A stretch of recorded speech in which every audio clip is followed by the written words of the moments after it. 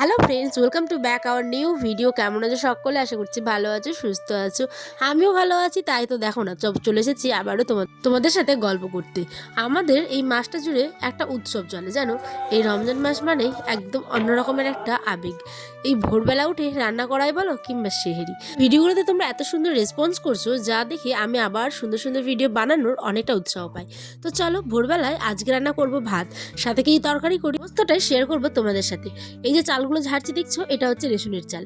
রেশনের চাল অনেকে বিক্রি করে, কিন্তু আমরা আবার করি না, আমরা ঘরোয়াভাবে কিন্তু খাই।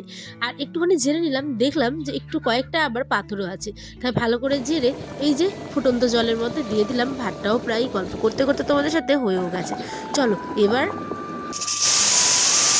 ডিম, আলু, ফুলকপি সমস্ত কিছু সেদ্ধও করা হয়ে গেছে। আর দেখো না, ডিম ভাজতে গিয়ে ডিম ফুটে আমার পুরো গালে পড়েছে। কি অবস্থা বলো তো। উপরওয়ালা না করুক, এরম আবার কারো হয়, খুব কষ্ট হয়, জ্বালা করে, জানো। চলো, মশলাটা ঘরোয়াভাবেই ঘরের মশলা দিয়েই টুকটাক রান্না করে নিয়েছি। আর এইদিকে দিয়ে দিলাম একটুখানি টমেটো।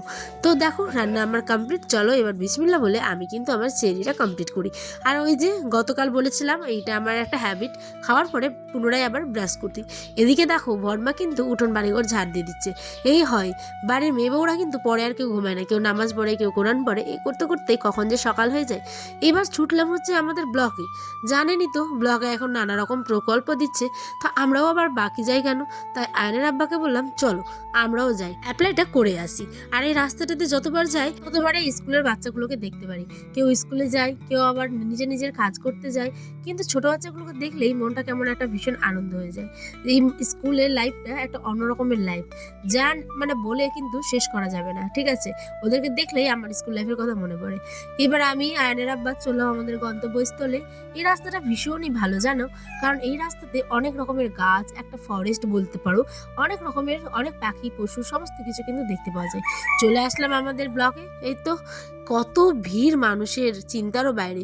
সেখানে আর বাবা বেশি ভিডিও করিনি, একটুখানি গিয়েই লাইনে দাঁড়িয়ে কিন্তু ফর্মটা দিয়ে একদম চলে এসেছি। বেশিক্ষণ লাইনেও আবার দাঁড়াতে হয়নি, জানো, কারণ আজকে আয়নকে নিয়ে গেছিলাম, ঠিক সেই কারণে। আয়নকে দেখেই একটা সিভিক বলে, আসো আসো তাড়াতাড়ি, বাচ্চা নিয়ে আসি তো, তাড়াতাড়ি ছেড়ে দিল। ঘরে এসেই পর্দা শিলাতে দিয়েছিলাম, দেখতেই পেলে তোমরা। আমার ঘরের পর্দার ভিডিওটা আগামীকাল পাবে, খুব সুন্দর একটি ব্লগ। তারপরে ইফতারিতে বানালাম আজকে একটা সুন্দর চটপটা জিনিস। এসনে দিলাম লবণ, হলুদ, মানে সাদা জিরে, এদিকে দিচ্ছি হচ্ছে গিয়ে একটুখানি আদা তেতো, তাহলে স্মেলটা মানে অনেক ভালো আসে, আর খাওয়ার টেস্টটাও কিন্তু অনেকটা বেড়ে যায়। এদিকে আলুগুলোকে ম্যাশ করে নিলাম ভালো করে, তারপরে ভালো করে হাত দিয়ে চটকে এই যে থালাতের মধ্যে দিয়ে দিলাম হচ্ছে তেল। কি বানাবো তোমরা তো অবশ্যই গেস করেই নিয়েছো হয়তো দেখে, তাই না? এটা হচ্ছে আলুর চপ।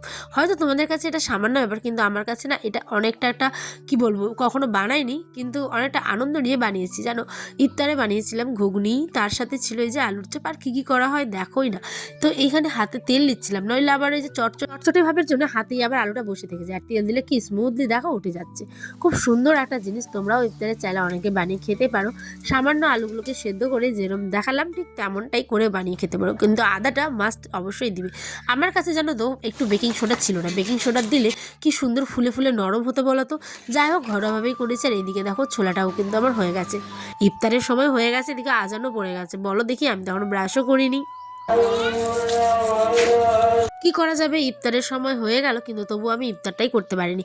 দেখো আজান পড়ে গেছে, এখন আমি ব্রাশ করছি। একা হাতে এত কিছু কাজ করি, তাই সময় মতো ইফতারটাও খুলতে পারলাম না। তো যাই হোক, ওটা দুঃখ নেই। পরে এই যে আজান হওয়ার পরে কিন্তু বসে গেছিলাম মুড়ি খেতে।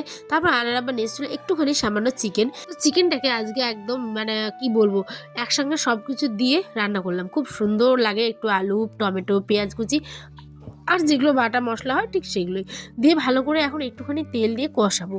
কষানোর পরে জল দিয়ে এই যে টকবক করে ফুটলে ভাজা মশলা দিয়ে নামিয়ে নিলাম। এদিকে আমি তো ক্লান্ত, রোজার পরে দিন শেষে মানে রোজা খোলার পরে ইফতারের পরে আর কোনো কাজ করতে ইচ্ছা করে না, কিন্তু কি করবে, করতেই হয়।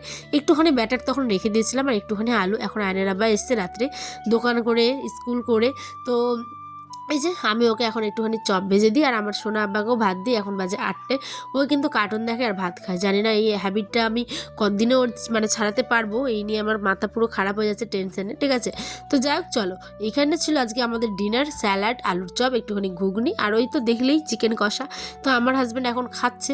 তোমরা আজকে কী কী ডিনার করলে অবশ্যই কিন্তু আমাকে কমেন্টে জানিও।